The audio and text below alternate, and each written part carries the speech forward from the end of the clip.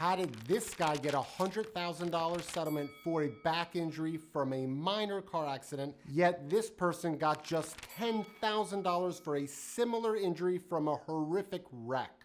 But it doesn't stop there, because this woman injured her ankle in an accident and got $670,000. Something doesn't make sense here. What is it that's getting so many accident victims so much money fast? Well, the truth is they use quick and easy claim tricks that most accident victims ignore. So now I'm going to show you what they are so that you can do it too. And it's a 4-step process I call PISS. It's an unfortunate acronym, but just stick with me, okay?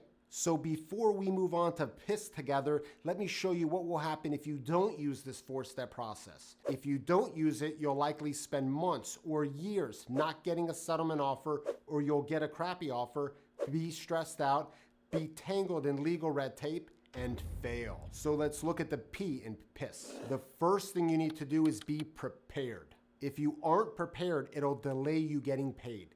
Let's look at my client Keith's case to see why this step is so important. I was just parked in a car on the way to work, and while waiting for the cars in front of me to start moving, got drilled from behind. The car we were in was a total loss, and I felt some soreness in my neck and my back that same day. But after the crash, Keith didn't go to the hospital. A bit after the accident, he complained of back pain to his doctor. He took a steroid for inflammation, and fortunately his back pain went away. So at this point, the settlement value of his case was low because he only had one complaint of back pain to his doctor. If your injury is minor and you only have one medical visit, your case likely isn't worth much. I know you've seen billboards and ads on the TV and radio that show people getting enormous settlements. And in those ads, the person is usually smiling and looking perfectly healthy. Well, they didn't have a minor injury with just one complaint of back pain. Their injury was more serious. Fast forward almost 9 months later. I went to get out of bed one day and things just got real bad. And it progressively got worse over the next month, I'd say. Lost feeling from the ankle down, lost a reflex in my foot. The pain running down my leg was probably the worst pain I've ever felt. Keith's pain was bad, so his doctor ordered an MRI. An MRI is a scan that uses powerful magnets and radio waves to create detailed images of the inside of the body. The MRI revealed a herniated disc in his back, pressing on nearby nerves and causing pain. The doctor sent him to a neurosurgeon who operated on it. Thankfully, this gave Keith a huge amount of relief. But surgery is pricey. The hospital and doctors' combined charges were over $43,000 for his surgery. Thankfully, Keith had health insurance, which paid most of his medical bills. But he was still stuck with out-of-pocket costs of under $2,000. Keith then reached out to me again. He now had a serious injury, and I gladly agreed to represent him. Like every accident case I've ever handled, Keith's case had many hurdles. The crash report listed his injuries as possible. This meant we'd likely hear from the other driver that, after the crash, Keith was walking around fine. One of the first steps that you need to take is getting your medical records from before the accident. If they show that you didn't have pain, it can help persuade the insurance company that your injury is new. Insurance companies usually pay more for new injuries than for making an old injury worse. This is because it's easier to prove that a new injury was caused by the accident. With an old injury, the insurance company might say it was already there and not their fault. Now, if you have a broken bone, your prior medical records usually don't matter as much. This is because the other driver's insurance company probably won't argue that the accident didn't cause your broken bone. You may already know that you should keep copies of all the medical records and bills that you get that are related to your accident. This is important because they prove how much you've been hurt and how much money your treatment costs. Having these records helps you get the right amount of money from the insurance company. Since most of these are electronic, create some folders on your computer to store them. Trust me, it's going to save you a lot of time later. The next part of our acronym that I'm going to stop saying is to explore the insurance situation. The crash report in Keith's case said that State Farm insured the car that rear-ended him. Most accident victims fall into a claim trap called the halo effect. When people see an insurance company they recognize, especially in advertisements, they naturally trust the brand. The ads look professional and friendly. They promise excellent service. People assume that the company will treat them well in real life too.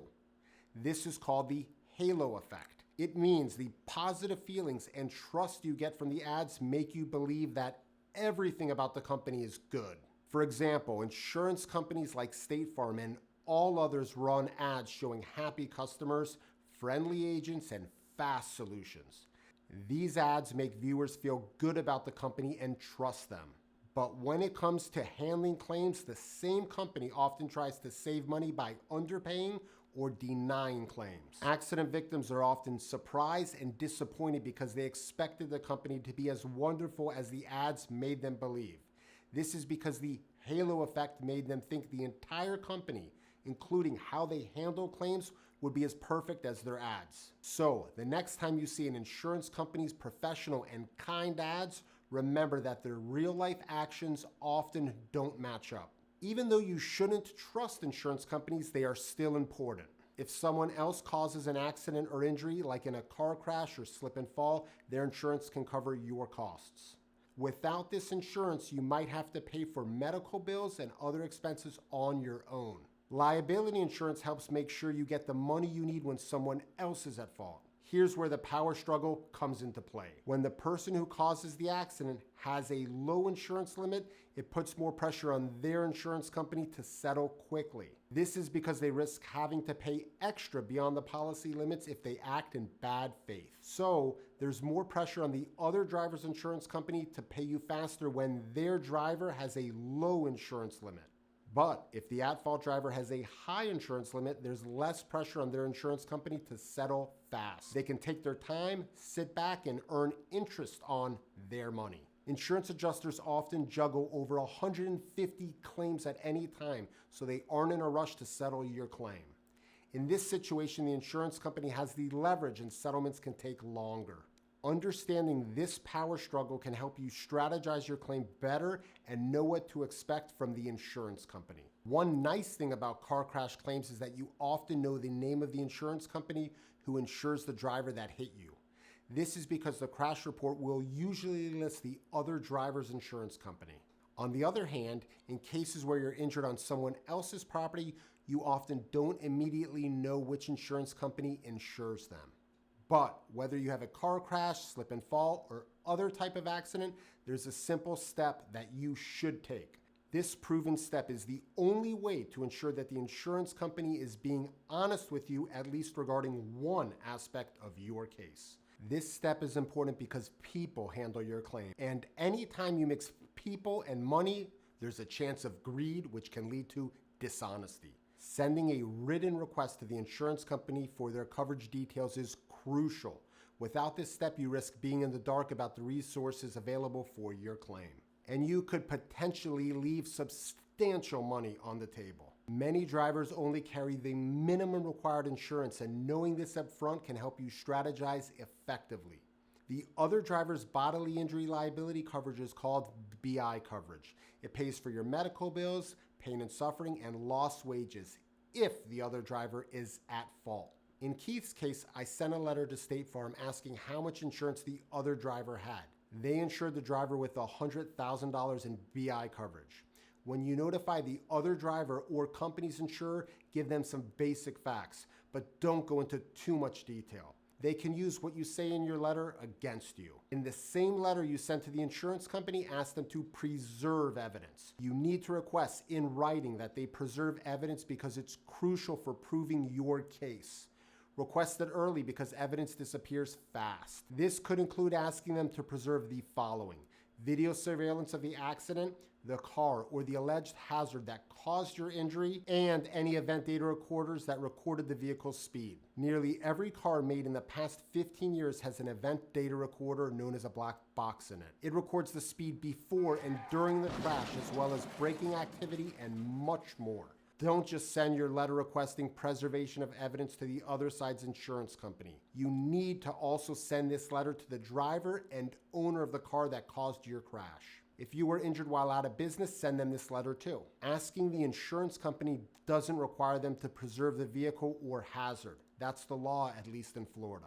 I sent Keith's records to State Farm, but they didn't offer a penny. To expose the reason why State Farm didn't offer any money, let's quickly understand how insurance companies work. A person or business that has an insurance policy pays money to get it. The insurance company then invests that money, earning interest. With millions of policies, that interest adds up to a lot of money. This makes insurance companies some of the wealthiest companies in the world.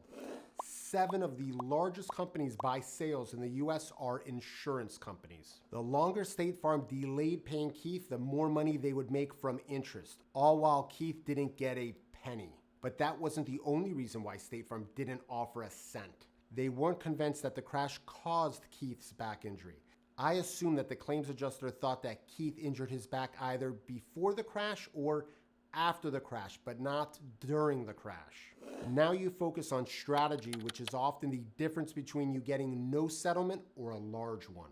We had to prove that Keith didn't have back pain shortly before the accident. If you have pain 5 years before the accident in the same body part that you are claiming was injured in this accident, it's not a huge deal. But if you injured your same body part 2 weeks before the accident, that's an issue. To show State Farm that Keith didn't have any back pain before this accident, I quickly sent them his prior records. Your medical records are written proof of your injury. They help your case if the doctor mentions your claimed injury in the records. For example, let's assume you're claiming pain in your neck, back, or anywhere else, but your medical records don't mention this injury. Simply put, the insurance company won't pay you for it. This is true even if you have the best lawyer in the world. It's 10 times more important to tell your doctor about your pain than to tell your lawyer. This is because your doctor can write your complaints in their notes. However, if you have a lawyer, make sure to let them know about your pain as well. There's an easy claim trick that you can do that may massively increase the value of your case. I recently used this claim trick to get a $1.2 million settlement in a personal injury lawsuit. You should use this tactic because it may get the insurance company to pay you substantial money for your future pain and suffering and your future medical bills. So what's this gem? To understand it, we have to quickly talk about post-traumatic arthritis. That's a type of arthritis that happens after an injury. Ask the doctor if the accident has caused or is more likely than not to cause post-traumatic arthritis. If the doctor says yes, ask them to put that in their medical notes. Now that you're ready to negotiate your settlement, there's 2 things that you need to remember. I've learned these 2 things after speaking with over 1,000 claims adjusters in the past 20 years. First, insurance adjusters are the best negotiators you've likely ever dealt with. This is true for one simple reason. Most adjusters you're dealing with have negotiated over 1,000 claims. That's a lot of claims. While some people are naturally better negotiators than others, negotiation is a skill that improves with time. I'm a much better claim negotiator than I was 20 years ago. Second, nothing is ever off the record when you're speaking with the claims adjuster. This is true even if the claims adjuster tells you it's off the record. It's not. You can be sure that they're typing what you tell them into their notes. Those notes are a permanent part of your claim file. And after this, you can technically move on to the last part of PISS. Well, I think we need to change the narrative here because the last part of our acronym for me is the most important. Because when you do this, you're going to increase your odds at getting a substantial settlement. And it's going to make the insurance adjuster not just appreciate your case, but go out of their way to focus on it. So let me explain. You need to understand settlement components, and unfortunately, most accident victims don't. The first step here is to define what success means to you in your case. After an accident, the first things most people think about are getting their car fixed, their medical bills paid, and money for any work they missed. But as time goes on, there's another thing many start to consider: getting money for their pain and suffering. All this can make you start to think that you might be able to get paid huge for what you're going through. But as you now know, every case is different. But many people don't maximize their case value because they make a costly mistake. They don't make sure that the settlement is enough to cover both their past and future bills. And I find that many people accept way too little money for their pain and suffering. In Keith's case, we had a hard-fought battle with State Farm. But State Farm settled for their bodily injury limits, which I was very excited about. So all in all, I gotta say it was a great experience dealing with Justin and Jenny and the whole firm. I was only able to get the $100,000 settlement because I used an even more powerful trick that you should use in your accident case. I found that most accident victims don't know it. To find out what this tactic is, watch the video that's on screen now or click on the link in the description below. And if you've been injured in Florida or on a cruise and someone else is at fault, click the link in the description below to see if I could be the lawyer for you.